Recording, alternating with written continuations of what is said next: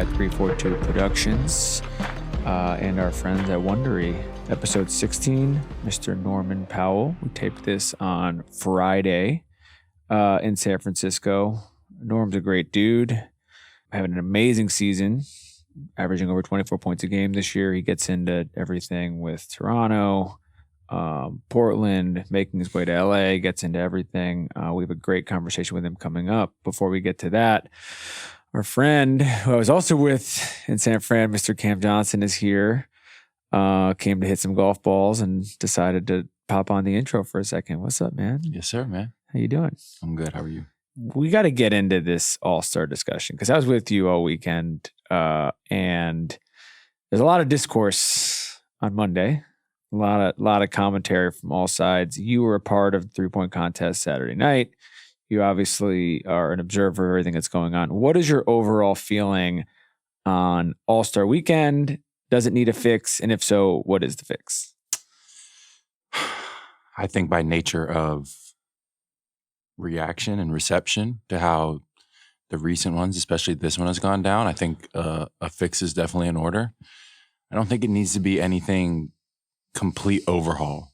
Like, it's not like we're extremely far off. I think the main thing that it comes down to is just incentive. It's finding a way to incentivize, the game to be played at a high level, kind of as it once was. So stakes, basically. Mm-hmm. So if you are Adam for the day, and I'm going to run through a bunch of solutions that people have suggested. But if you're Adam for the day, just off the top, you're thinking about this on your flight out there, your flight home. What's the first stake? You're somebody who, there's an argument you could have been in this game this year. What is the stake that you would actually care about?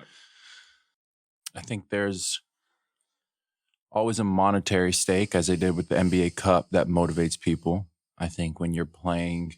What kind of monetary, though? I don't know exactly. But if we just dive deeper into it, if you're playing, the best 20-some guys in the NBA are in the game, then that also means they're probably the highest 20-some paid players in the NBA, which means that incentive doesn't have the same pop as it does for an entire roster of teams. So I don't know what that would look like. Maybe it could be like a dynamic financial charitable partnership that can be effective, in guys' home cities or wherever their foundations work or anything like that, or whatever city they play in, or just straight cash. I mean, people do respond to straight cash. I just don't know what that number could be or would be. Yeah. So I want to run through a couple things that people suggested. There's one that I like, which we've talked about before, which I don't think is for everybody, which is basically to make the stakes home court advantage, make the game go back to East-West, and clear out the weekend for the players that are in it, which is one thing we should address, is all of the events and parties, and you basically land Thursday night, and for the entire weekend, you're slammed. You're moving. You have no downtime. Everything is booked out, right, hour to hour. It is like you can't sit and take a walk for 10 minutes. But to clear all that out and have the winner of the game get home court advantage, the conference that wins the game get home court advantage in the finals in June. This is obviously something that baseball tried and was very, there's very mixed feedback to it when they tried it, and so they got rid of it. But I'm curious your thoughts on that as sort of an initial solution. I think it could motivate teams that are in prime position to make it that far, but it's really hard to just skip ahead to the finals when you're in that situation. It's mid-February. There's mid to high 20s, probably it's always around 28 games of the season left. And then to make it to the finals, you still have to win the first round. You still have to win the second round. Then you still have to win your conference finals. So that projecting, it sounds good. I want home court advantage in the finals. But there's so many steps before you get there that it could be a motivator, but I don't know. But here's look at the teams this year. You look at the West. If you say you do this, and you have, and this is one of the things with the teams in particular this year, where it seems like they rewarded good players on good teams. So if you look at the West and you look at Shea and J-Dub in OKC, you look at Jaren Jackson, you look at Sengun, you go down the list, you are Same thing in the East. It's like the guys in the Knicks think they're making the finals. Right. Obviously, the guys in Boston think they're making the finals. The guys in the Knicks think they're making the finals. The guys in Cleveland, there's 3 of them on this team, think they're making the finals. The guys in Milwaukee, there's 2 of them, think they're making the finals. There were a lot of players who made the All-Star teams this year who, like, if you ask them right now, they're not bluffing. Like, they think they're going there. Yeah, that is true. They think they're going there. True. And so it's actually way easier to find the players who were on All-Star teams this year who could honestly be like, we have no chance of going. And we were just talking about this before. The argument that I would make would be, well, that's all well and good, but they're not going to look stupid not playing hard in a game where 80% of the game is and then naturally held accountable by their teamemates. Yes, and it'll be obvious if everyone else is playing and they aren't. And so I don't really understand I would say the argument against it from an overall fan perspective is that, like, why does this one random game in February determine this? But what I would also say is, home court advantage isn't everything. There's been a bunch of examples of teams that have not had home court advantage who've won playoff series, finals, whatever it is. Honestly, I think the record in game 1s in the finals is like fairly close to 50-50 in terms of who wins that anyways. So it's not like, the East wins the All-Star game. Yeah. It's going to screw over the Thunder. They're still probably are going to feel pretty good about themselves. But you give a level of immediate stakes to this. And you're not taking away from anything else. Like those guys, we know that the guys we're talking about on these teams, I'm like, they're locking in. If you're telling them this is going to determine who gets a game 7 on June 15th, they're treating that game completely differently. Right. Which is why the game isn't probably taken as serious as some people would like or as we would like, because again, you have 20-some games left until the playoffs and you're facing potentially a couple months of extra basketball. Like, this is the only week/weekend of downtime that you get. Yeah. And like you just said, like, you're put through the media, you're put through activations, you're put through work with brands. So you're just always on go. So like, this is my first All-Star going to. This is my first time going. And it is hectic. Like, you're always doing something. Yeah. And everybody who's been there obviously knows that. And so the guys, you know what I mean? It's like, by the time I left Sunday morning, by the time Sunday night came around, I was tired. And I just shot threes for a minute, for 70 seconds. And I'm like, man, I'm tired. So I think that's what, like, I've heard the arguments like, oh, guys play so hard and pick up, guys do this, guys do that. Like, what is so hard to get guys to play hard in this game? Is like, I got to go back to work, and like this is the only downtime. Yeah. So maybe there is something to finding a way to actually prioritizing that game. Does it move ahead of Saturday's events? Do you switch the days? I know it's the grand finale, but I don't know. It's just, it does need to be better. We asked Trey, what he thought about this, and I don't think he was opposed to the idea of home court, but he was just saying people are not understanding that this is our only break, basically. And so that's all well and good, but I would say I understand the fan perspective as well. I mean, we did a pod with Obama in October, and he was getting on Ty about it then. He's just like, I'm watching the game and no one cares. You're like, how are you going to get fan buy-in to that?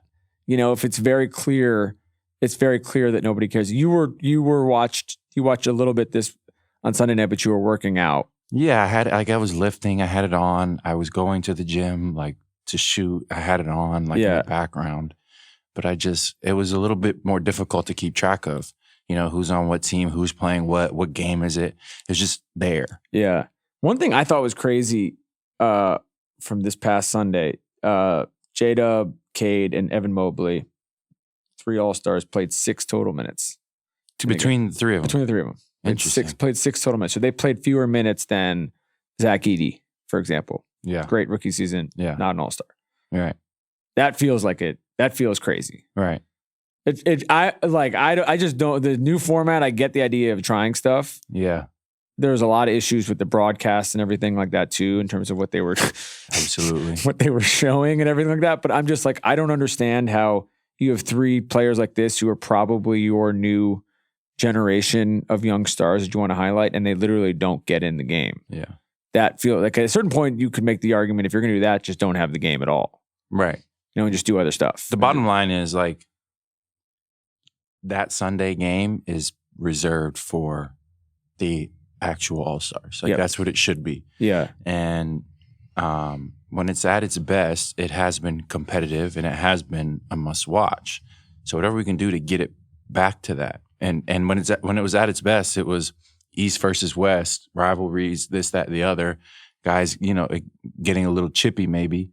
And it was never like an all-out effort. It wasn't like a Game 7 effort, but it was there was some competitiveness to it. So I do think it needs to be some sort of I do think there has to be a regular game type format to it that highlights these players, like you said. Do you see any value in a USA versus World? I do. The only issue is you can't guarantee a perfect split. So what do you do in that instance? You know? What do you like? What if you have? Well, you probably just put people in it who probably would not have made it. Yeah, otherwise. And then but the All-Star Award is an honor, an achievement that like has career implications, financial implications. So you're messing with a lot there. Two other specific things, not with the game, that people have brought up. 1-on-1, would you want to see it? Yeah, 100%. You playing it? I mean, sure. I would love to. It would be fun. I think that would be a really cool thing to add to Saturday. You know what I mean? Who's like right now your favorite in that? I think it's going to have to be, it depends on what parameters you put on it. Like, is it a time count? Is it a dribble count? I think it's going to be. Say it's a time count. It's going to be your best shot makers that have enough defensive ability to get stops. So like an immediate person that comes to mind is like Kevin Durant, 7 foot, can get to any shot he wants, can make any shot he wants, and then has the length to defend everybody. Yeah, right? Because if you're like a smaller, good defender, you could be Gobert, Defensive Player of the Year, multi-time, but you might get on that island. Yeah, it's tough. It's tough. It's also just so matchup dependent with him. Right. So you want somebody that can guard a lot of different positions. I think Tatum would be tough. Exactly. That's exactly what I'm saying. Tatum is just he matches so it up might. with everyone. You never know. It could be like, or you had guys that are smaller guards, like a Kyrie that could. That's what I'm curious about. Get into the ball on defense. Who's like Shea's another one we have to throw in there just because Shea's length will allow him to defend a lot of. There's a lot of good candidates for this game. But who's a non-all-star? Who's someone who like in one-on-one? Probably a lot. That's what I'm like. I'm curious. You take a lot of basketball out of the game, like a lot of the like. You don't got to share the ball. You just got to play defense on one end and get a bucket on the other. Absolutely, there's probably a lot more guys that would give a lot of people a run for your money that you don't think. Is there one? Give me one that cannot like. There's. I mean, I shouldn't say not an all-star. Like they're never going to be an all-star. It's like they were not an all-star this year, but they were like if you call them up and you were like, this is a dude who like. I'm betting on him, maybe not to win, but I'm betting on him to like get to the final four. Like just the ability to get the ball and score. Like Cam Thomas will go out there and score the ball. You put one defender in front of him, and he's gonna get to it. No one is crying. He's gonna love whatever shot he gets to. He's gonna love it, and like he's gonna thrive in that environment. I like that. That's a good one. So this is like there's a lot of guys out there that you give them the ball and they can score just a bucket, just a bucket. Period.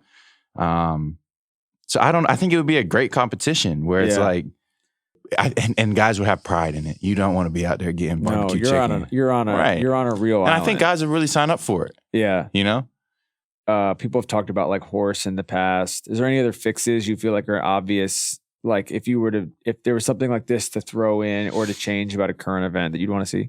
I don't know what you would do about the dunk contests. Maybe keep having Mac McClung go and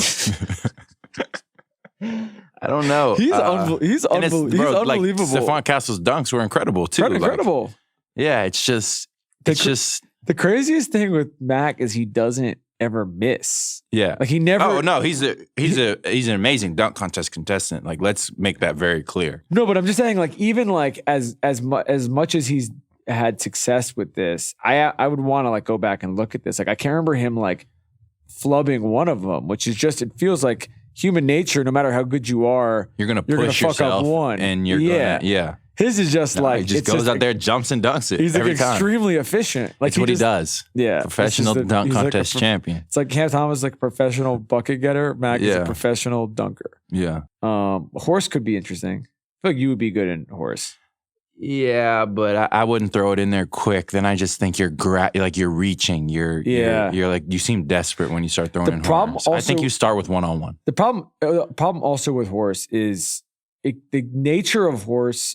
I would just say in general is like you're trying crazy shit and you're trying shit that like you can try it 5 or 6 times and hopefully on the 5th or 6th time you make it, but like that doesn't lend itself well to a televised even with the dunk contest. It would have to be like pre-recorded, clipped, and cleaned up. And it's presented. Like you not a live event. You feel stressed for these guys when they miss one dunk, especially like the not young guys. A live event. Like when you're doing that and you don't make the shot for 15 times, it's like no. What did you think about the production of the All-Star Weekend when it came to like how drawn out the game was? The TNT side of it. Yeah, all the influencer stuff going on around the scenes. Like I didn't understand any. I didn't like or understand any part of it. Okay. Like I understand in theory why they put Kevin Hart there. He's like a friend of the league and he's a funny guy and all the players really like him. And, he might not be for everybody, but like that's a way to, bring entertainment value and liven it up. And I think if the game was better, if people had fewer complaints about the game, they would have had fewer complaints about him, basically. I did not understand the random break in the middle of the game to just honor the TNT guys, especially when NBA and TNT is going on ESPN next year. So it's not like these guys are like going anywhere. Right. That felt really crazy to me. Like it just was there's a little bit like who's asking for this, and you knew going into Sunday night that people had questions about this, and so it kind of felt like the whole thing spiraled a little bit where if you could have it back, there's a part of me that's like, this is probably going to be, I don't want to be dramatic, but this feels like rock bottom for the All-Star game. And I'm like, next year will probably be better with different adjustments because I don't know how you could I don't know anybody who was like, oh yeah, that was great. Anyone playing in it, anyone involved with it. I mean, we just had a really good All-Star game a couple of years ago. So it's not like it's dead and gone. Like it's definitely the stakes thing is the obvious thing. Add in some incentive. It's just. But we talked about this. We talked about this with being an All-Star is an incentive, first of all. Like, but it's an honor that is given to you because of how you played early in the season. Yeah. So like it's, like guys will be given the honor of being an All-Star and not play. Like it's not like you get your All-Star revoked. But this is the thing we talked about. So my point is it's more of an honor to be named an All-Star than to like actually compete in the game. Yes, that's fair.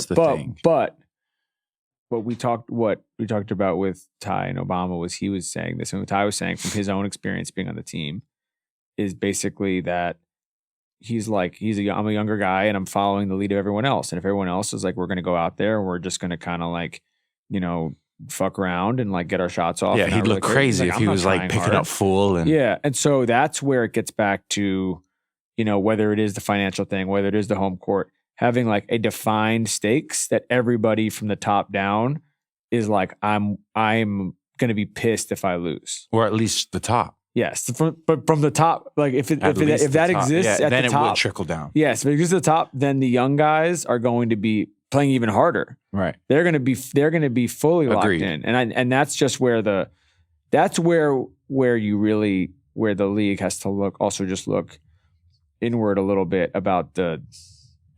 I'm not going to be like you can't have event like this is there's a financial components that go into why all of these things happen over the weekend that we've both taken part in, but there should also be, I think about it a little bit like Super Bowl, where obviously the stakes are very different, but at the Super Bowl, the people playing in the Super Bowl are removed at a certain point. There's a cutoff. They do the media day, which is a frenzy, and all this different shit. And then there's a cutoff, and you're like, you don't see, I was down there, you don't see the guys from the Chiefs or the Eagles doing anything for 36 hours before the game. I'm kind of like, there's a world where you could say, But that's a whole 2 weeks.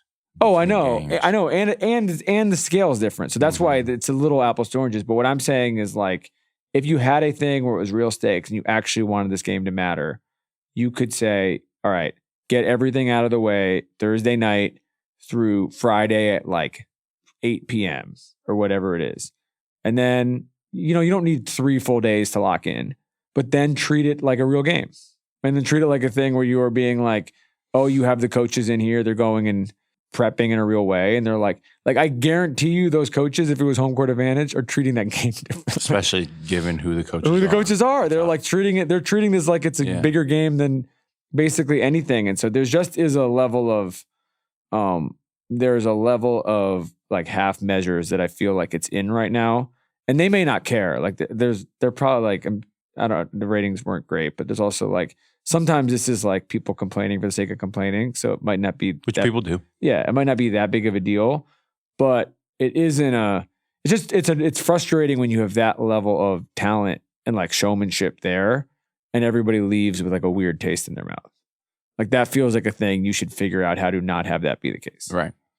Cam, thank you for stopping by. Time to hit some golf balls. Yep. Enjoy our conversation with Norm Powell, and we will see you guys later. Back to the regularly scheduled program.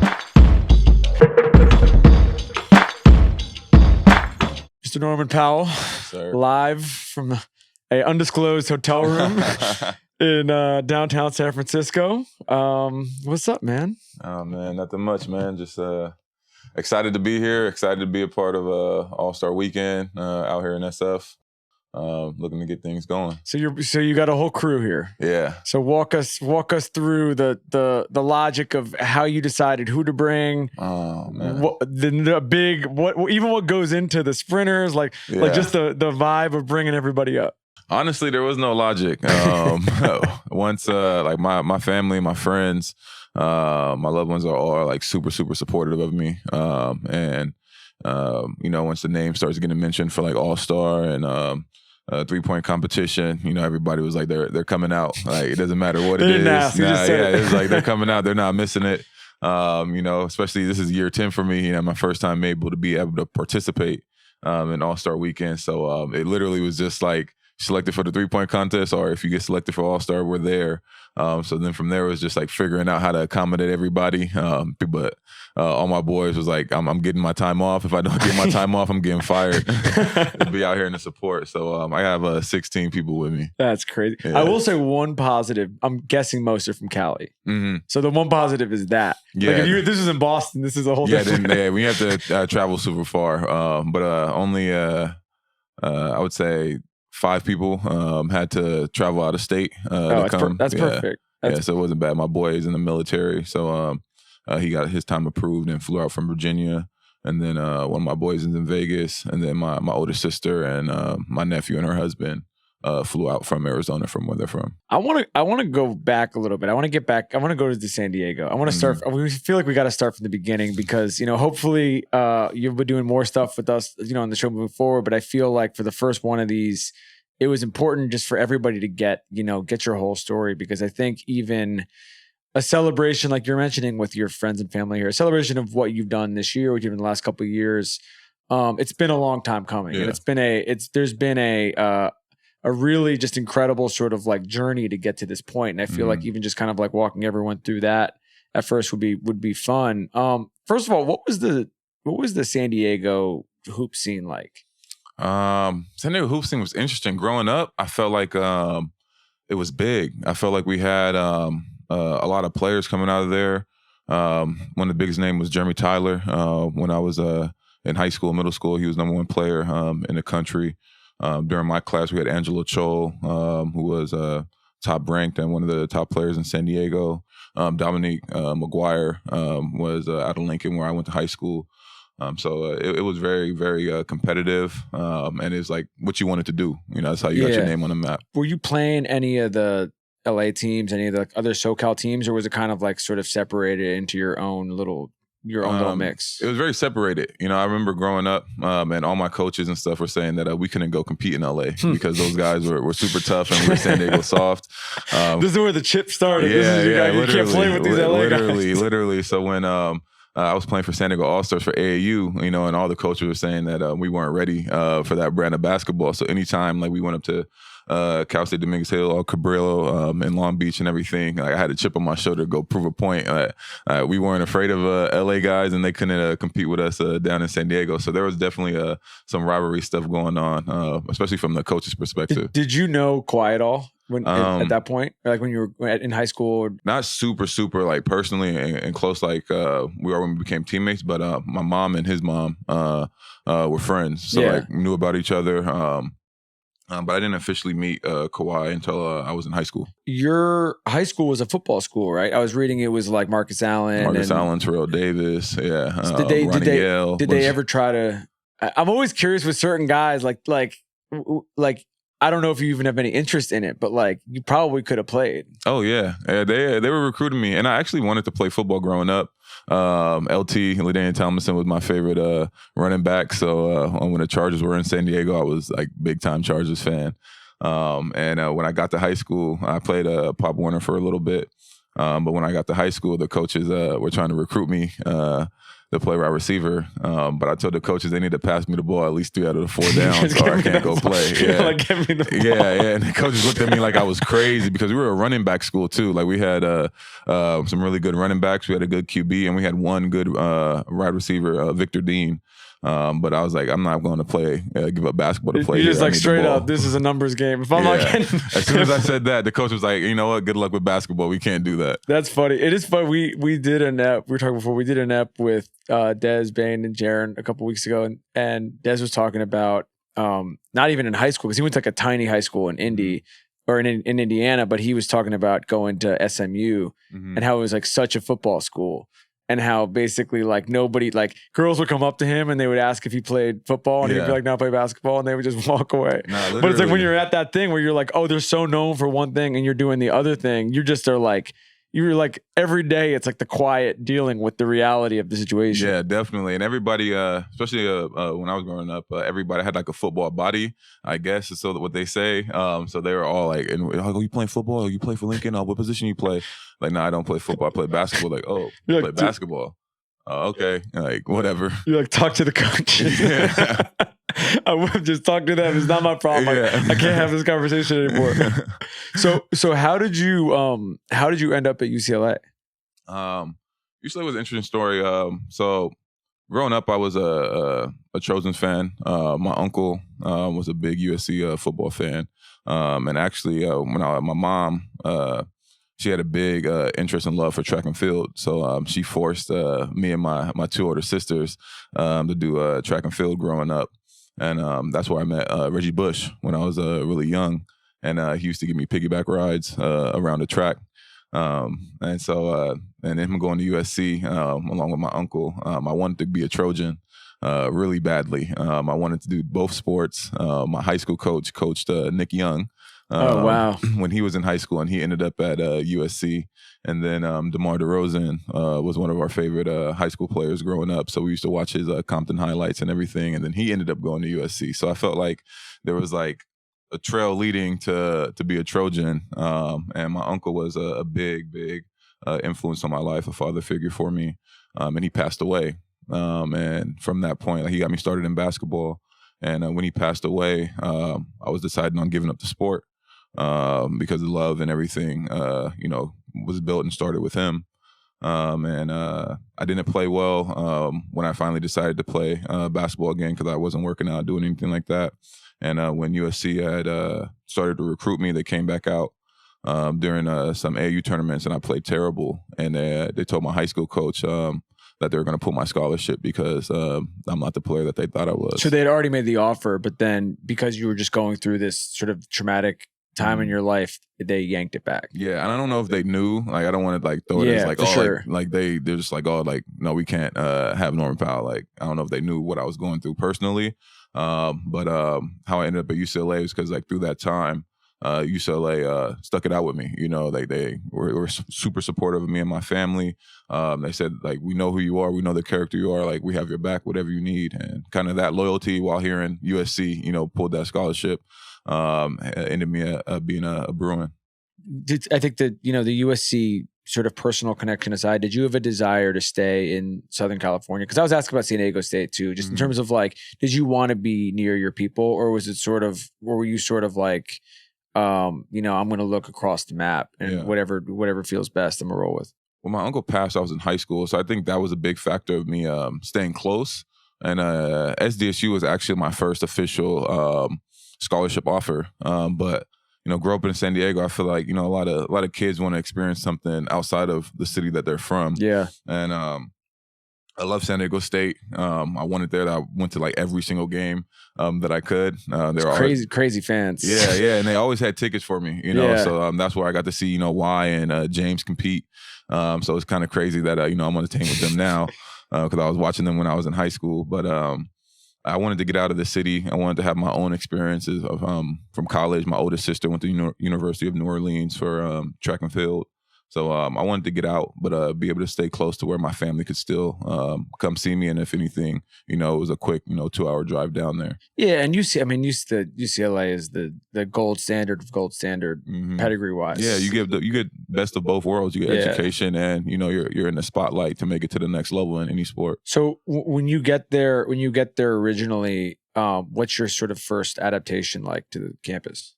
Man, I was a wild, wide-eyed kid from South Beach, San Diego. Man, I was crazy. There was an interview when I was in high school, and they asked me what I was looking forward to the most to go to UCLA was. I told them, I responded, I was like, the girls. Not media trained, but like facts. Like literally, I was 17 years old. Nobody told me about anything media, so whatever somebody asked me, I was telling them straight how I felt. Like, yeah, I'm looking forward to going to UCLA for the girls. Good answer. you and every other person going to college. Literally.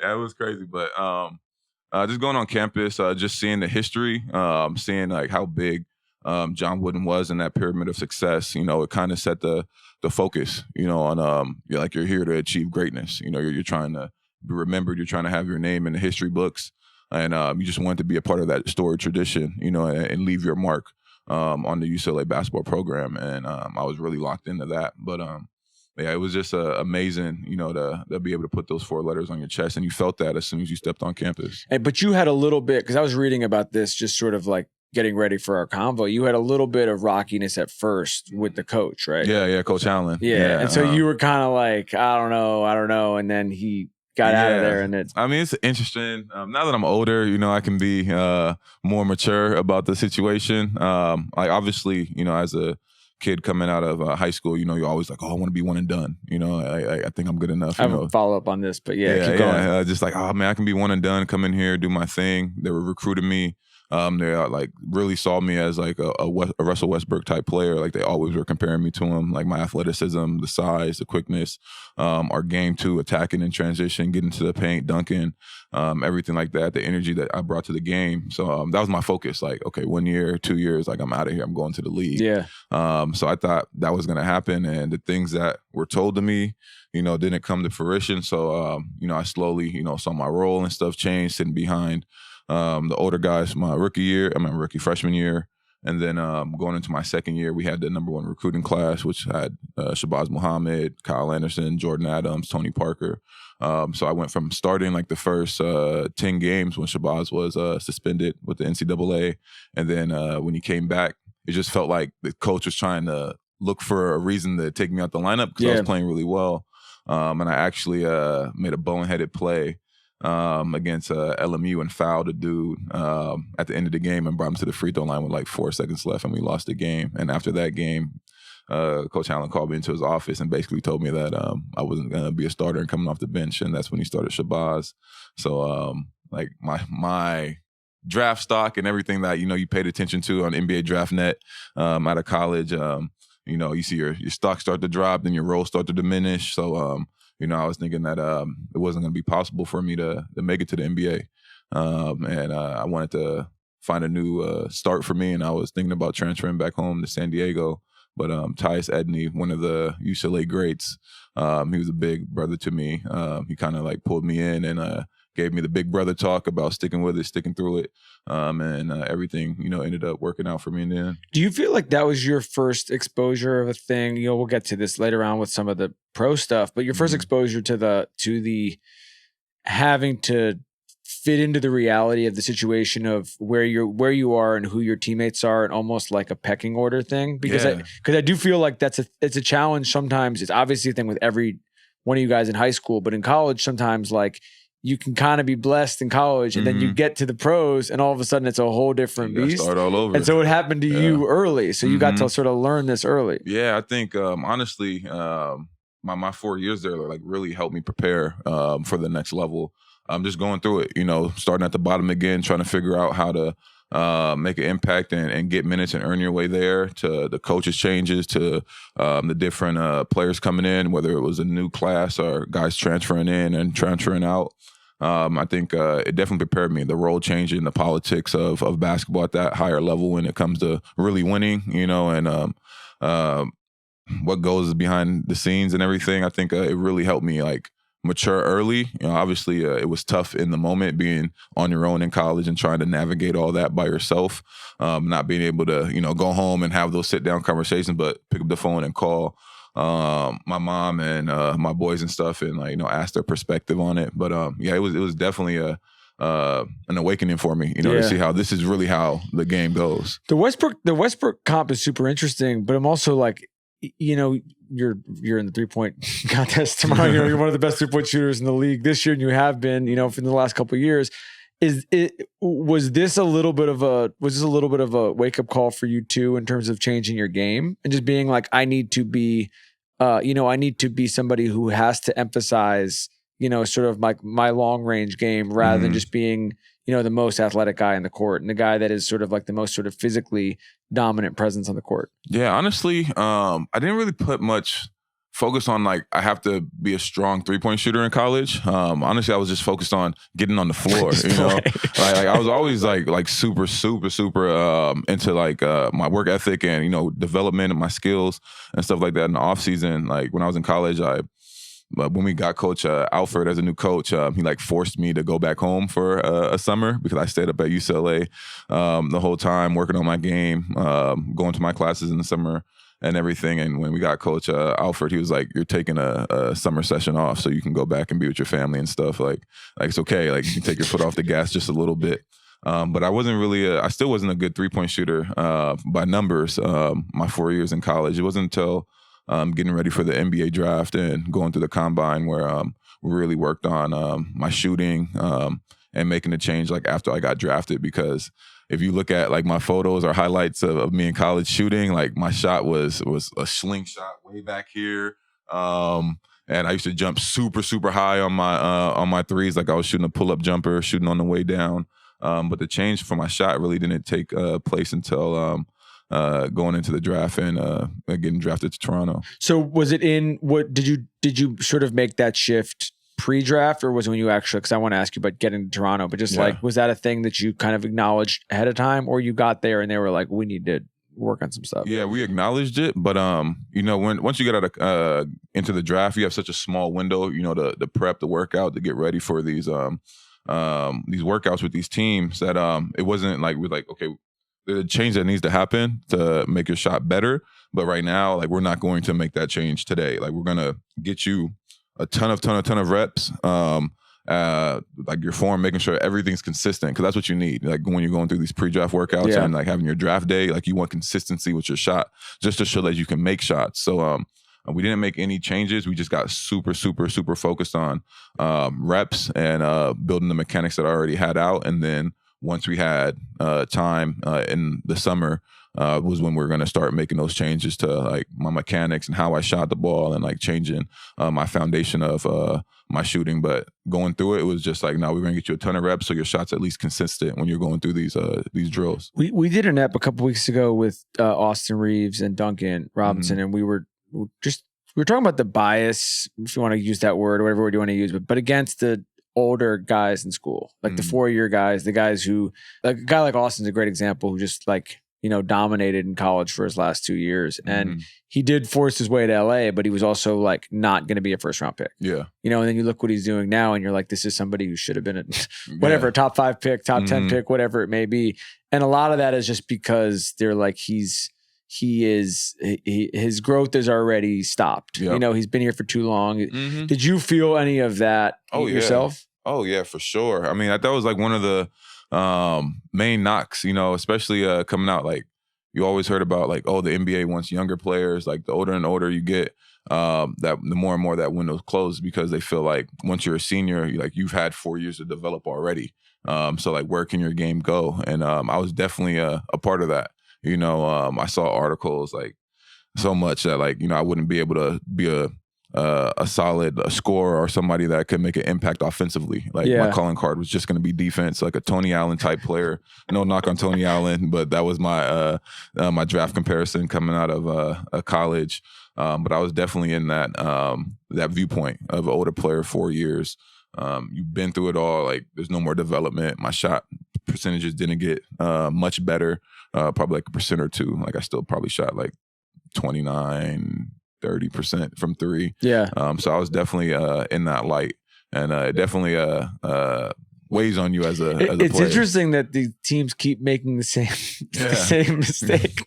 Yeah, like to me, it's crazy to put a ceiling on somebody that's 21, 22 years old. Like, whether you come out and you're 18, 19 years old, you're a freshman or sophomore year, like, you're still super, super young. Like, how do you not have, like, you're not even in your prime yet? And also, depending on where you're playing in school, they may win in school, but it's not set up necessarily for individual success. Yeah, and so the game is different. And so this idea that it's like, okay, you didn't do X, Y, Z because you're in this program that emphasized this versus what I find to be like, sort of from the outside looking in, and this is obviously not, the successful teams do not make this mistake, so it's not everybody, but from the outside looking in, it's like a lack of trust in your own coaching and your own development. You're like, if like they should look at you and be like, all right, well, we're going to be able to fix these things with Norm. We're going to be able to develop him. To be able to get him to that point.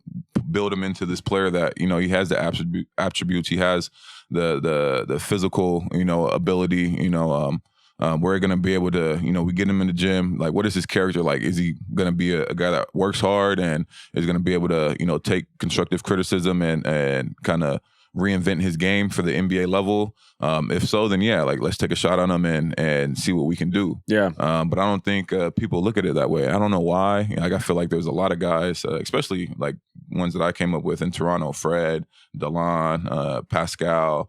I think Jakob was the youngest one of us all, but we all stayed in college. Delon went to junior college and then went to Utah.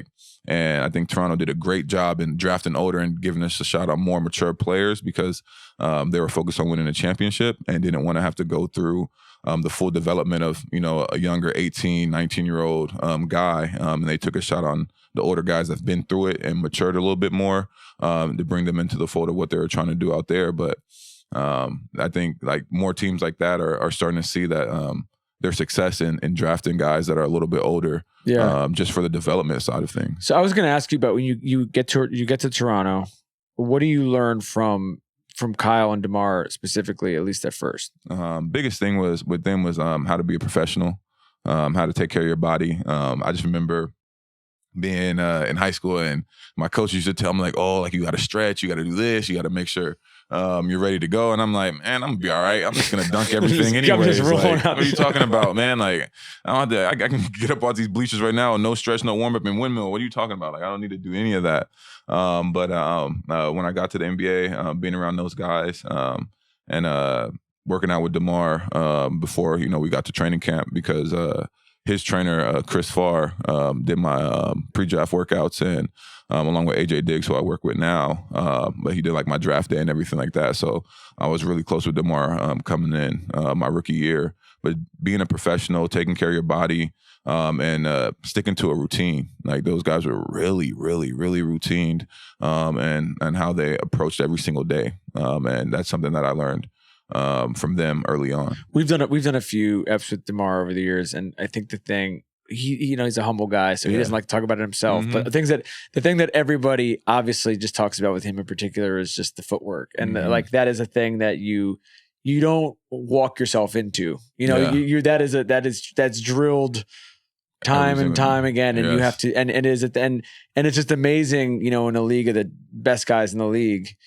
Or the best guys in the world, that you can have somebody whose footwork stands out like that. Literally. And I was a sponge. Like, I don't know if you ask Demar now just how I was as a rookie. Like, I was always asking him questions. I was always trying to figure out like how he was able to do some of the things that he was able to do. And just watching his pace. Like for me, like everything I was doing was like super hard, super quick, game speed.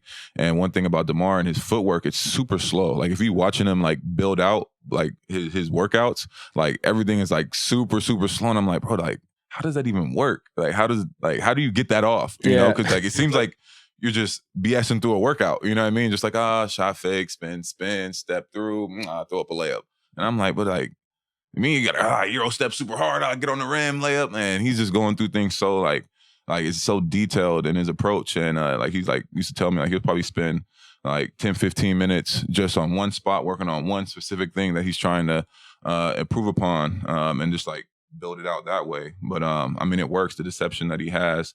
Like I was just trying to get down to it, and I got better at it, but like where he's at with it is insane. Was that a thing you noticed? The pace thing is such an interesting comment because it feels like when you just look at the best players in the league, no matter no matter where they play, how they play, whatever it is, it feels like they all have a version of that where they're never sped up or slowed down. Are you just repping that out, or is some of that also like a little bit of a mental, pre-workout, pre-game? Almost just like calm yourself down. Yeah. Don't skip steps. Like don't get yourself out of sorts because you're excited or because, whatever's going on that may throw you off. It's something that you definitely have to work on. Especially like when young guys come into the league, you always hear like the pace of the game. The pace of the game is like super fast, super frantic. And what it seems like, right? Because like you feel like they're moving at millions of miles an hour. But the more reps you get, underneath your belt, especially gameplay. It's so different from pickup. And even playing up at UCLA when like all the pros and stuff would come back, it's just a different pace from what I remember from college and playing in the NBA.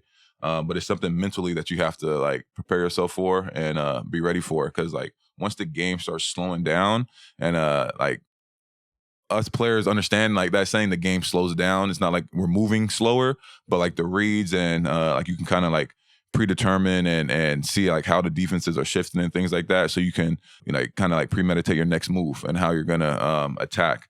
Is definitely something that comes with like a lot of reps and working on the game mentally, watching a bunch of film, so you can prepare yourself for how like teams are gonna play you, teams are gonna guard, what the rotations and things like that are, so you can be a step ahead. One thing DeMar talked about with us a couple times, which it's like I feel like people will give him his flowers sort of constantly, but he was talking about the LeBronto years, and he told us a story once about I think we put it in the show, but he was just talking about I forget what year it was, but it was one of those series where Bron was basically just calling out every all single play that we had. Yeah. Oh my gosh! So did you see that? Love that. Did you see that too? Yeah, especially because I played a little bit in that series, but like it's just like I don't understand like how he knows, and like it wasn't even just like him. Like he's telling J.R. Smith and then they're doing this curl, be ready to switch that on the way down the court, like it's like second quarter. Yeah, and it's like, bro, like everybody's spot, and I'm just like, dude, like this is insane. Like he's a genius, he just knows basketball so well. But it was crazy, and it kind of like had you like, am I actually doing that? Like I'm screwing up my own play. Is that the play? Like, yo, Valentina, is that what I do, man? I do that curl. Like you had you questioning yourself, like, how does he know? Like, I think he's trying to mess me up. Was he loud with it, or was he like? Was there a part of it where he's like, when he's telling JR? I mean, we can ask him this, but so when he's telling, is he being like? Is he saying it for them to know, or is he saying it so that he knows? Or is it a mix? It might have been a mix, man. He might have been playing mind games with us. Like who knows? But like he'll tell you, like Coach Casey calling the play out when they're shooting free throws or whatever we're about to get into. He'll turn, if he's not shooting free, he'll turn, 2 up, this, that, and the other. Watch that curl back screen flare. Okay, cool. We want to change the play. You want to change because they know it's coming.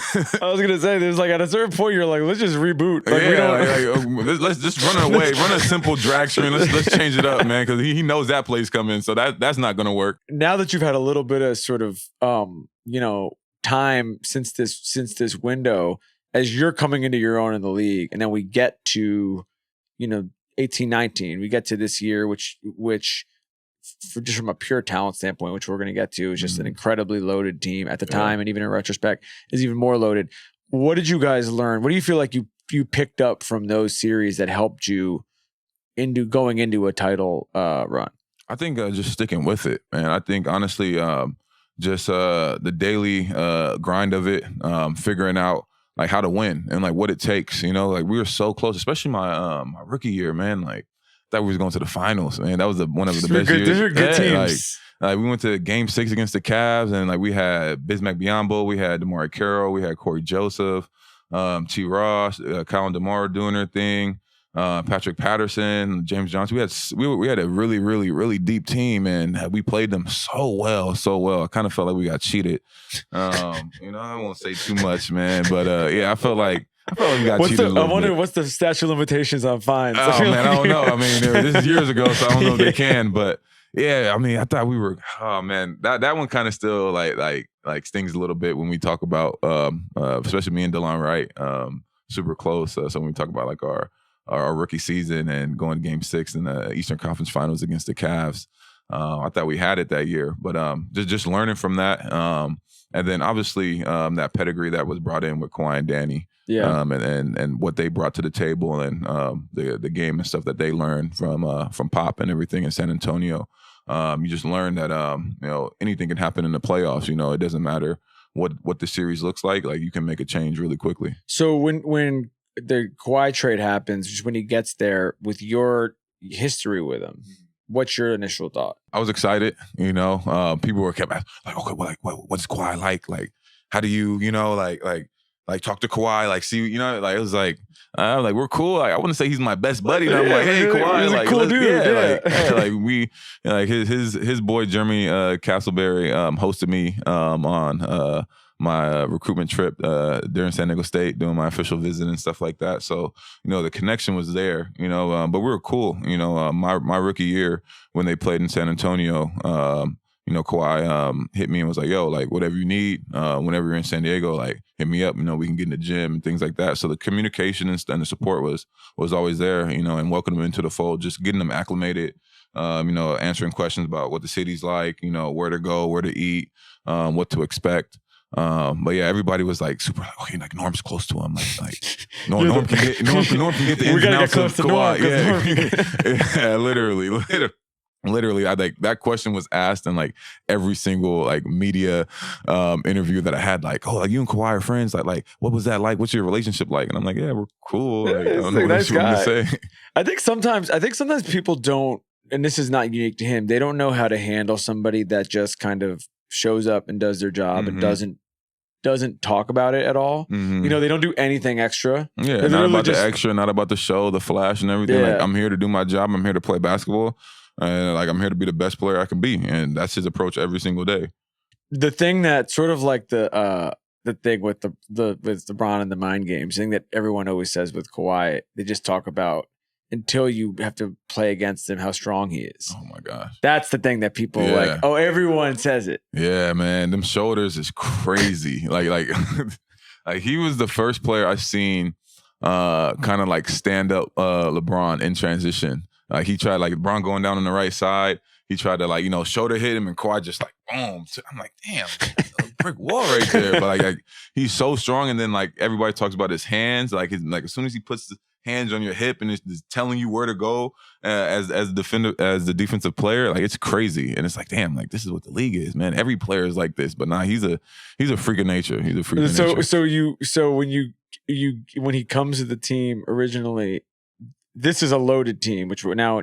So looking back, it's you, him, Mark, Pascal, OG, Serge, Kyle, Fred. Like it's DeLon for a little bit, CJ Miles for a little bit, Valanciunas for like we had a deep roster. Brought in Jeremy Lin. Like we had a loaded. At squad. what point in that season did you guys start to look around and be like, okay, this feels a little different? Honestly, the start of training camp.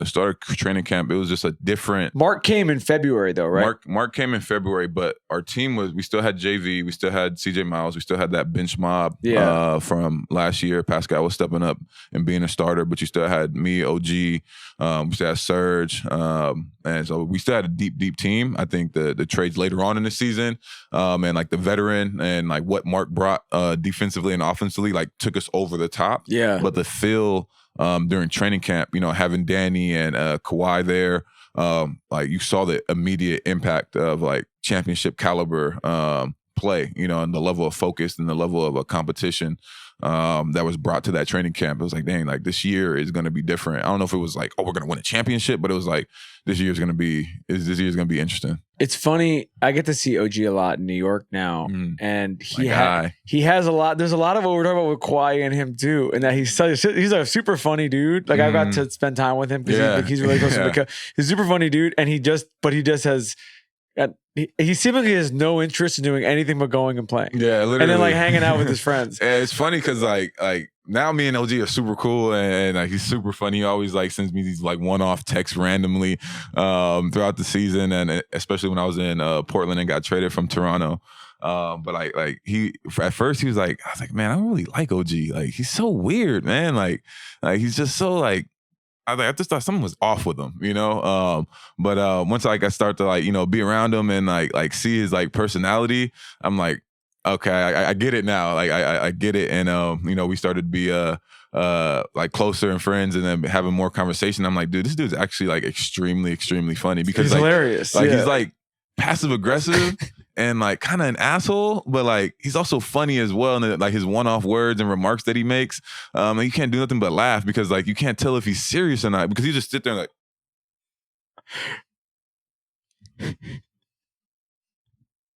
okay.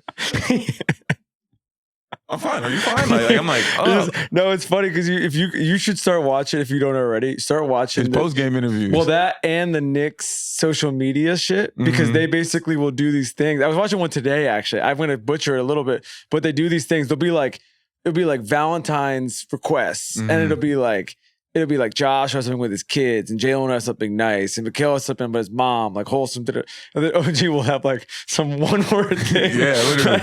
But it's like nothing to do with anything. And then they do that exact thing, and they like move on, and you're kind of like, wait, what did he say? Like, what just happened? Like literally, he has you stuck, and he's like just on to the next thing. He did exactly what he wanted. He wanted to have you confused and just looking there. Yeah, that's literally him. Did you feel with Pascal? He's here. He's an all-star again. He's now an all-NBA dude, multiple times. Did you feel like at that point that leap was happening? You could see it happen already? Yeah. I mean, I love Pascal's game from when it was my second year. And he was in summer league with us, and just his energy and the way he was able to cover the floor and transition defensively. His game was still being figured out offensively and like where he was going to make his mark, but his athleticism and activity, that energy he brought to the game made him super effective. So I saw the potential like super early on, like I think all of us did. But the leap and the effort and the focus he did in his development and getting that 15, 16 foot jumper in the post to spin automatic to the finish, it was a bucket, like automatically. Like we saw the development and growth in front of our eyes. I have a funny Pascal story. Now that he's big time, I can say it. But I remember, I wasn't a vet, but like, I've been through it already. I seen like the ebbs and flows of the league in my own journey. And I remember Pascal, having some really early success early on. And then we brought in Jared Sullinger, and he had to take the backseat to Sully. And I remember Pascal was like super upset, because he thought it was going to be like his year to like really blow up and do what he's doing now. And I remember walking in the locker room. And he was like super down, and I just remember like giving him a great like motivational like pep talk, and like, yo man, like you got it, like you understand, like there's politics in the league, like Like, you're going to be a great player. Just stay with it. Like, don't get discouraged. Just keep working your game. Your opportunity is going to come. Like, it's a super, super long season. Like, don't think what game 1 is going to look like game 56, or game 70. Like, you're going to have a runway and you're going to be able to show what you can do. And I just remember him being super down. And then, I'd like to take the credit, but, I just from there on, like, I saw him like have a different focus and a different approach to the game that season. And when his opportunity came, he just ran with it. Well, it's interesting with a bunch of you guys just looking back on that team. And you mentioned Fred before. We've done Eps with Fred. We've done Eps with Pascal. And like everyone has their own unique journey. This was not a bunch of top 5 picks coming together. So it's funny to think about the talent in that group, because now it was like this was a talent that was too talented to keep that team together. There's too many good players, but like it was a lot of guys. It's really interesting. I think we could have kept the talent together a little. Well, longer, I want to ask. We'll get to that. But before we get to that, like it does feel like there was not a tank for 7 years to get all of these pieces. There was a level of.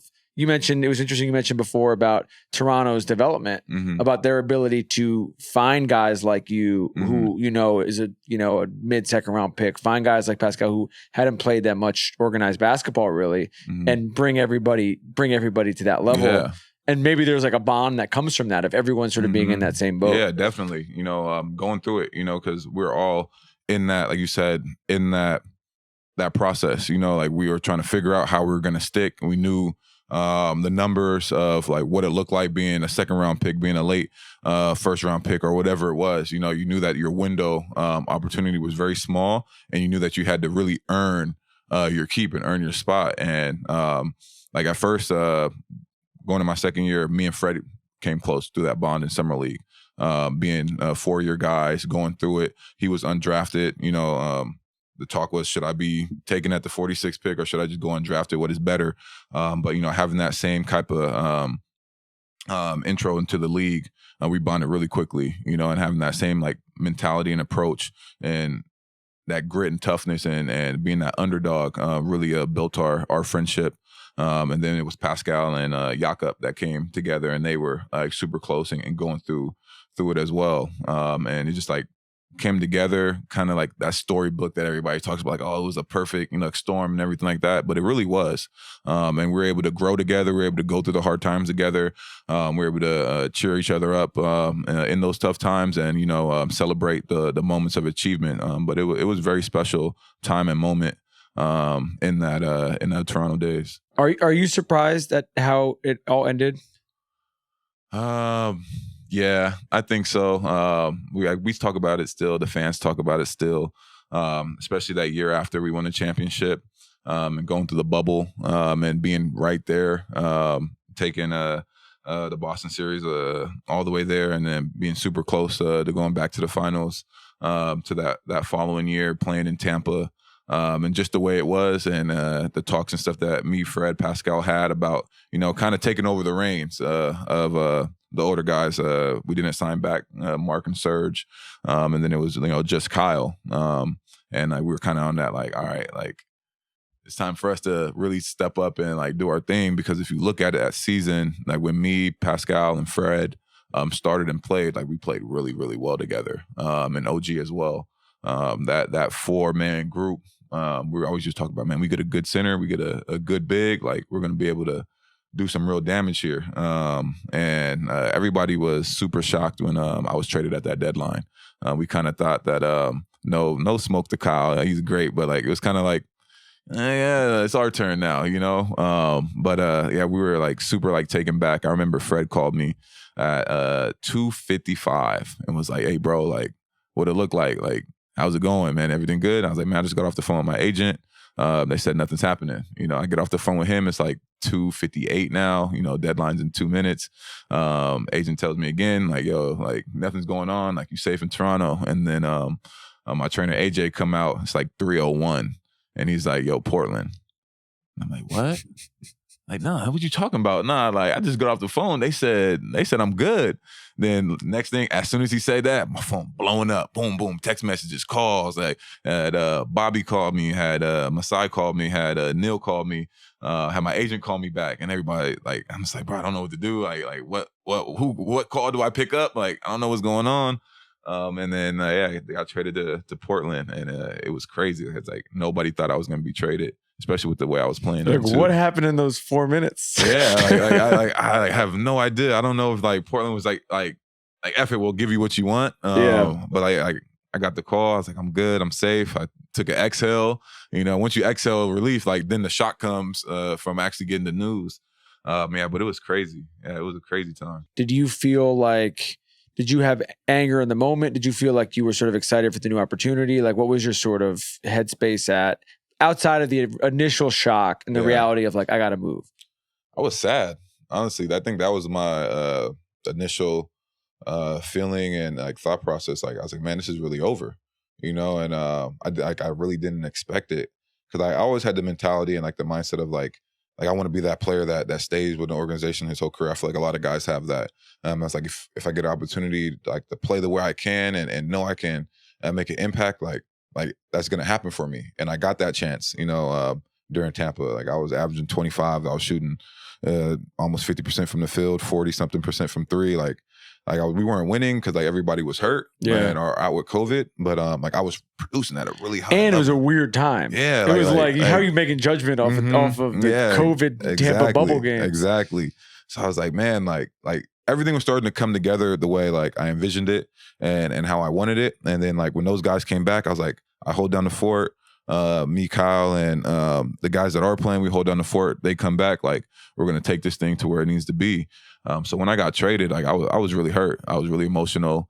I held it together pretty well on the phone calls and things like that. But once I like went in to talk to the front office and like see the guys and everything, like I just broke down because like I knew like I was gonna be away from my boys that I like built this like brotherhood with, and it was my first initial team. So like all the emotions just came flooding out. It's a crazy NBA what if now with where you guys all are. Mm-hmm. Yeah, like literally. I love Raptor fans. I'm sorry to bring it up, but like it's unfortunate. Yeah, because I thought like we talked about it earlier, but I was like, man, like I mean, I was up for a contract extension. Like you look at the trade and stuff now, everybody likes to like, oh, like who won the trade now, you know? And like they could have paid me what they paid Gary Trent, you know, and kept the band together. Like I know people were worried like, oh, I was gonna demand like super high max and this and the other, but for me, like I wanted to be with my boys, you know. So like let's go to the negotiation and see like what's beneficial for both and see what we can do because, you know, Fred and them weren't up. I think Pascal had already got extended. OG had like another year or two, you know, like let's see like what we can do with this 4-man unit that we have because we got a point guard, we got a shooting guard, we got a small forward, and we have a power forward that are playing really well and have potential. That like each other and fit well together. And like it flow well, the chemistry's there. We have all the attributes to help each other elevate our games, and we were doing that when the time presented itself. Like, let's just get a good center and like see where we can take this. And that was our mentality. That's what our talks were. So I thought we could have kept the band together for at least another, you know, maybe 2-3 years and see where we could like actually take it because like our mentality, people killed me when I said this before. I feel like people always kill me when I make my opinion. Welcome to 2025. And they try to like compare, but I'm just saying like if you go back to those times what Terry Rozier and the Boston Celtics team was doing back then and where we were at with me, Pascal, Fred, and OG, we saw ourselves at that, like the time to be able to develop a young core group and see where they can take it. I'm not saying we're going to win a championship. We're all going to be all-stars and this, that, and the other, but we had the ability, you know, to be really, really competitive in the Eastern Conference and be a good, you know, top 4, top 5 team, get some more of the pieces. Like we could see what's up. But people killed me for that. But like now you look at where we're 100%. At now, it's like, oh. Well, I feel like looking back, you know, just as a sort of fairly impartial observer, a lot of it was also just because you go on this incredible run and you win, you know, both the Philly series, which I was going to ask you about, but then also beating that Golden State team. Yeah. So you go in and you win the championship, and then when Kawhi leaves, I think a lot of casual fans, I think even media people, I think people who are not locked into your organization are like, well, that was amazing, but it's over with now. It's over with. You know what I mean? Yeah. Like he's out of there. Mhm. Like, and so that's nothing, obviously no shade to Kawhi. This is your teammate now and this is your boy, but it was like, they're not understanding, okay, there's a lot on this roster that is maybe not going to win a championship right away without him. But there's a lot on this roster that like still has a long runway to grow. And if you figure out people that fit around that, this is now a team where 80% of this team just want to just beat the Golden State Warriors in an NBA Finals. Yeah. Like I'm pretty sure that those are the kind of people you want around when you're building a team. And so I think that, I don't know, I have no idea whether that had any influence on anything, but I could feel like that was a thing that there was. It's like you guys lost outside momentum and outside gas because of that, which was through no fault of anything that any of you guys did. You know, that's the nature of like the NBA and the nature of the business and how it works. Like they're so quick to cast out and like jump on or jump off a bandwagon. If something changes or a game is lost or whatever that you think they should win, you know, it's like, oh, they lost to the last place team in the West. They're not good. They're like they gotta figure it out. Like, man, we just went on a 5-game win streak. Oh, they just lost, man. Like they gotta blow it up and figure out what's going on. But like that's how we felt, you know, like, oh, we lost Kawhi, we lost Danny, we didn't re-sign Serge and them, and like, oh, like all hope is lost. But it's like we still have a really solid core that's experienced and been through it at a young enough age in this league to where we can all grow and get better, like you said, and find that runway. But being a part of that, you know, the media of it, like, oh, this team's gonna have to rebuild now and all this, I think people were kind of shocked, especially in that bubble that we were able to make it to the Eastern Conference Finals and make it to the finals. Like we're super close to getting it done. But people don't look at the actual true essence of basketball. They see last year these guys were doing this, Kawhi's gone. These guys aren't going to be able to carry the fort. But like a lot of us have to, like as pros, like, you got to fit into a role. You know, it doesn't mean that you don't have the ability to do these other things, but the opportunity isn't there for you. You know, so like you're trying to fit into the role to help the team win. You know, and when that goes, like you got to look at what they were able to do when they had that opportunity and what it's going to look like in a bigger scheme picture. And I don't think people really have the basketball understanding of that. It's just like, oh, he was a role player. He averaged 8 points when they were in the championship. Kawhi's gone. He's not going to be able to take that leap. Yep. You know, and they're not around. Yeah, so they don't see you work They don't out. see the daily. Yeah, they don't see what you put into the game every single day. They only see what they're shown, and if they're shown is X, Y, Z, then and they run off. And there's some of that. We're going to go to the Clippers in a second. There's some of that with this current team now, but a couple other Toronto things. The Kawhi shot in the Philly series. Yeah, man. That's still crazy. Like when you see like the replays of it, I can't believe it went in. Like people kill me every single time, man. Like you can't recreate that. Like there's no, you cannot. You can tell Kawhi to shoot that shot 50 times, and maybe one or two of them will look similar to that shot. And I'm like, man, like, hey, we got a little, like that bounce is crazy. Like, how do you ever see a shot that flat, hit the front rim, bounce up, hit the back rim, hit the front rim, hit the back rim, then drop in like the way it does? Like it was crazy. Like it was slow motion moment. I was panicking because I didn't think he was gonna get a shot off in time, dribbling around the arch of the 3-point line and getting to that corner in front of our bench. It was an amazing moment to be a part of. It's a huge NBA sliding doors what if moment because obviously it results in you guys winning a championship. So no matter where you go from then on, you have that. But it also completely broke that Philly team up. Yeah. Jimmy ends up in Miami. They didn't bring back JJ after that. JJ, if JJ was here, he would want to change the subject. He would not want to talk about this. It was a things changed with, Ben, everything about it. It was like, that was a stacked team. That was a stacked team. And they were banged up in that series. It was still like, it was super, super tough. And I remember because me and Fred had just came off of the Magic series and like we played really, really well in there. And we're like super excited. We're about to play Philly. Like it's going to be good. Like it's going to be a good matchup for us. And I just remember me and Fred could not play in that series. Like it was literally like a matchup of starters versus starters. and like the bench had really had little impact on how this was going to go down and play out. And it was a super tough, hard fought series. I mean, like the ebbs and flows in it. Like we get blown out in Philly. Joel's doing the airplane, and doing all this, like going down middle lane, dunking, taunting and celebrating. So like we knew like it was going to be business, and like we were going to dig it out. And I mean, Kawhi was like baby Jordan the whole series. It was crazy, the shots that he was making, the timely baskets, the timely stops, guarding Jimmy, and like it was like peak basketball, what you wanted to be a part of and wanted to see and watch at home. It was like definitely popcorn. Well, what's your perspective now, looking back on beating that Warriors team? Perfect storm in San Francisco. Perfect storm, man. Like, I've said this multiple times. People killed me when I said like we got a little lucky. I mean, and like we inside like the locker room, like with KD going down, like you can watch that game again when he came back. Like their whole swag changed. Like when KD came back, like the energy was a little different. He came out. I mean, you see the way he was making them shots. I think he made like the first 10 points of the game, and like the ball was hitting nothing but net. Like it was like perfect form, perfect, like green, every single thing. And then when he got hurt, like we never made those points back up that he came out and gave them that game. Like we never were able to make that up. And it gave them the boost that they needed to win that game. And then with Klay Thompson going down too, that helps. And we're like Fred stepping up huge. Kyle coming out the way he did in Golden State.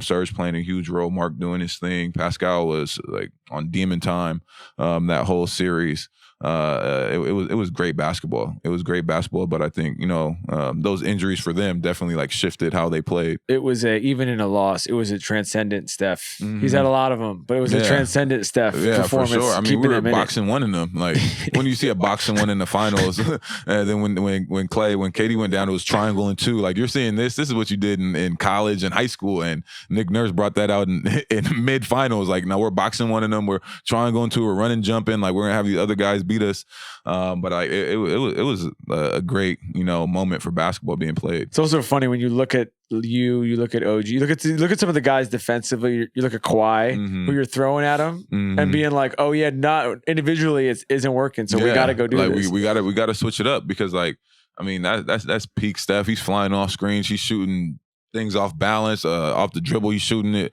3-4 steps behind the three, and really making the plays that keep him in. But this just shows you like how important he is to not only like their organization. We've seen that already, but like just the game of basketball. Like he's a very, very, very unique talent.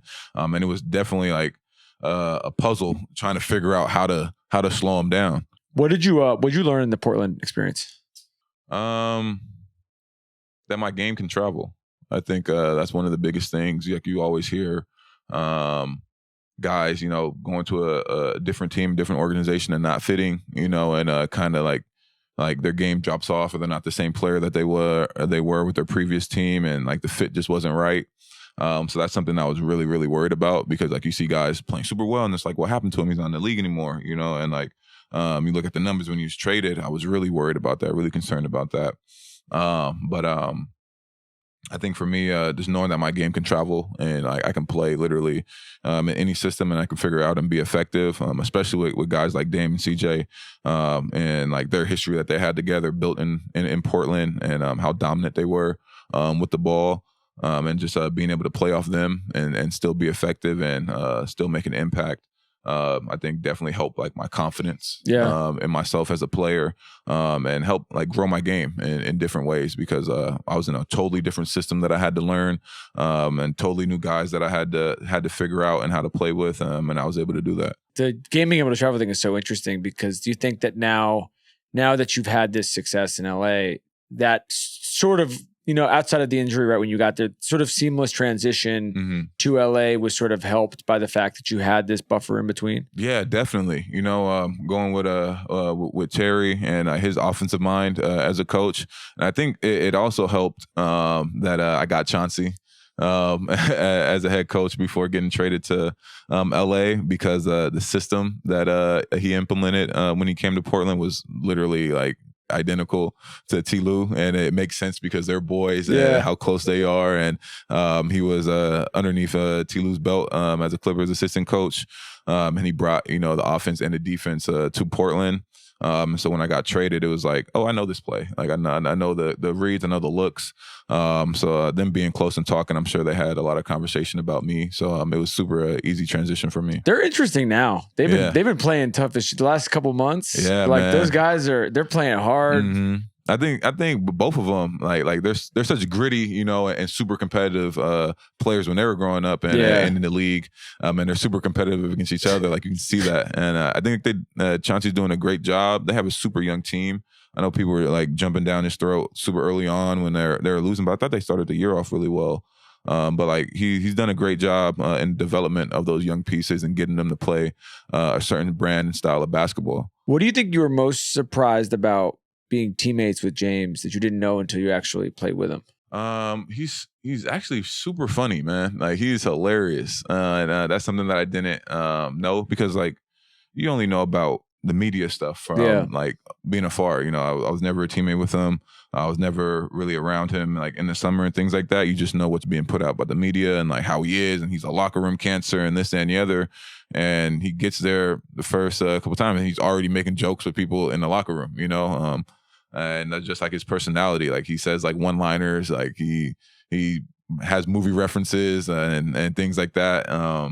Like he's fun to be around. Like he's actually a good teammate, and like the stuff that was said about him like doesn't make sense to me at all. He's a guy that has like fundamentally changed the game. Yeah, completely, 100%. When you look at guys, you look at people in the last 15 years in the NBA who actually changed the NBA. Yeah, it's probably a small list, and he's at the top of that list. Now, like I now that like he's all-star and like kind of like turned the narrative from what they were saying that he was going to be able to do.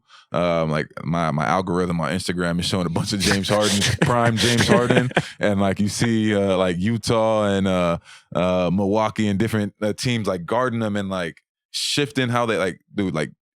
You're giving the guy the straight line to the basket, but that's how dominant he was, trying to keep him from getting to his step back and just like forcing him into the paint. Like guys are literally guarding him on his side and on his back with their hands behind their back or on the side, because they don't want to foul him and put him on the line and they don't want to give him the step back three. And he was still getting 60-point triple doubles and 50-point this. And like, it was crazy what he was doing. They had the year, what was the year that CP got hurt? It was 2017? 17.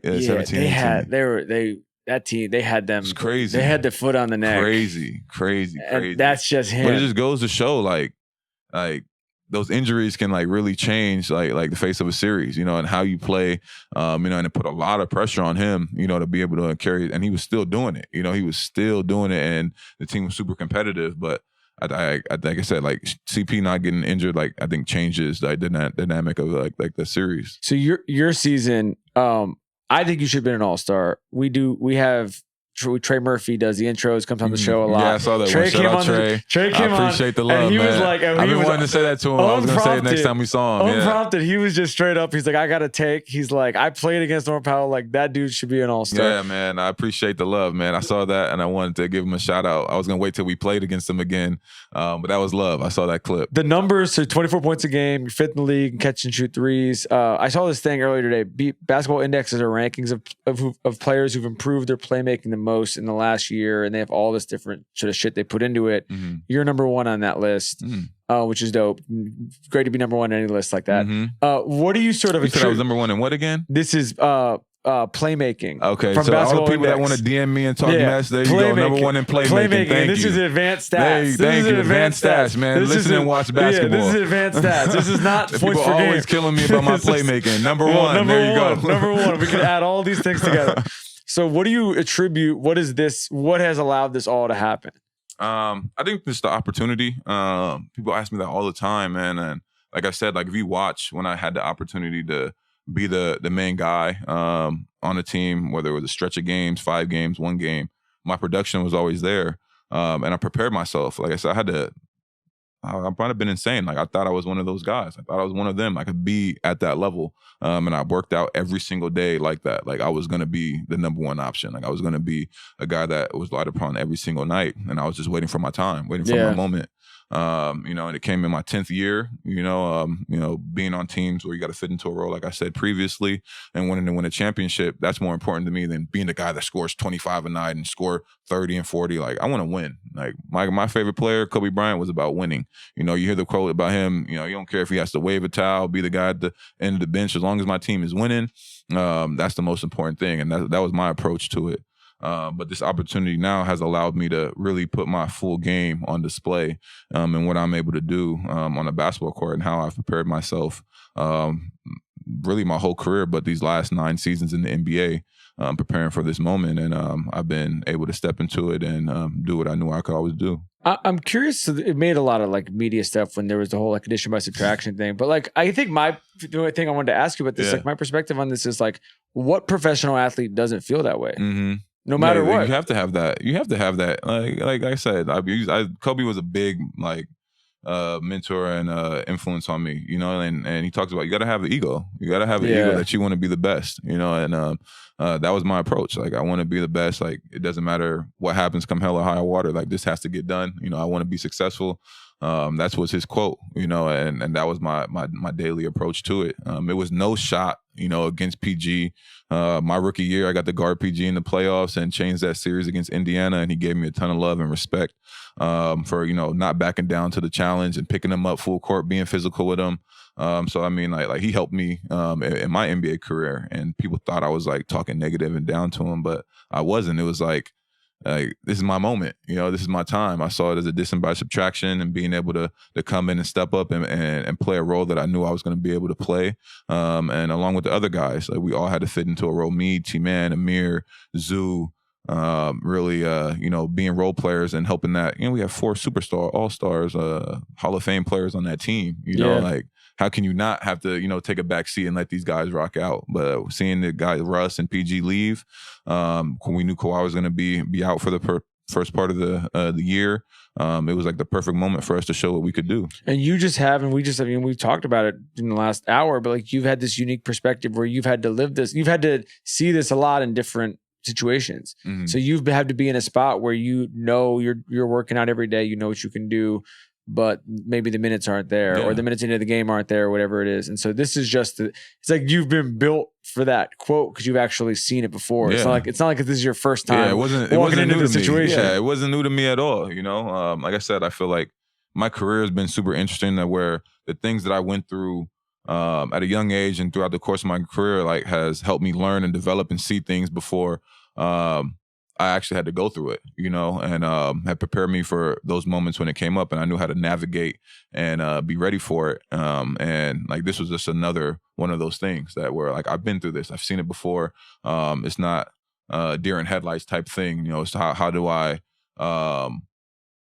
approach this obstacle or this moment the right way, and think, as Kobe said to me, tactfully, in my approach, and remove like my emotions from the situation, and think about how I'm going to execute in this opportunity. Do you feel like, I don't know if underrated is the right word, but do you feel like people are starting to understand who you are at this point after what you've done in the last year and a half? Yeah, I think so. I think you get more eyes. You're in a big market. You're playing with James and the media attention that he draws, and playing with Kawhi.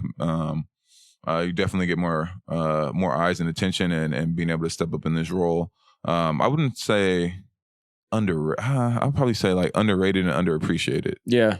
I think that's what the 2 words I would use. Well, it's fun. This is a different, longer conversation, but it's the whole NBA thing in general. And there's a lot of guys who are all-stars here who are in the same boat as this. Mm-hmm. Or like, sometimes the wrong things are valued when it comes to the media and NBA discourse. And there are like, it's almost, it's too simplistic to say that people don't watch games. Like you're saying before, that's part of it. Mm-hmm. But some of it is also just like you just hoop. Yeah. You don't have all this other shit you're doing. Yeah, you I'm not flashy. I'm not coming in there and like wanting to be the life of the party. Like, I have a goal. I have an approach. I have something that I want to accomplish, and I'm doing that. Like, nothing else really matters to me. Yeah, and sometimes that's like one of those things that like you gotta, like, until you do it in June, people aren't gonna give you, the real credit. The credit that you probably deserve for it, because you're not going out of your way to do things to bring it onto yourself. But I think that the thing is like, it will end well for, obviously it's working out pretty well right now, but it will also end well for you because even when you're talking about your approach and you're not you're not doing anything out of sorts to try to like pull a stunt to get attention. You're just like, the game is going to speak for itself. The work is going to speak for itself. And that's why you're number one at playmaking. Yeah. That's why the jump is like, that's why this is all happening. That's 100% truth. That's literally what it is. You know, the work is always going to show. We always use that. We call it the grind. Understand the grind is my mantra and my motto. But we always talk about the grind's going to show, the grind's going to pay. Those are the things that I live by. You know, I'm going to continue putting in the work, continue to approach the game the same way, and people will start to take notice. And if you don't, the numbers will show. Norm Powell, killing 3-point contest tomorrow. We will do a check-in right before the playoffs. Yes, sir. Congrats on everything, Definitely got to be back on. This is amazing. Appreciate it, man. Appreciate it.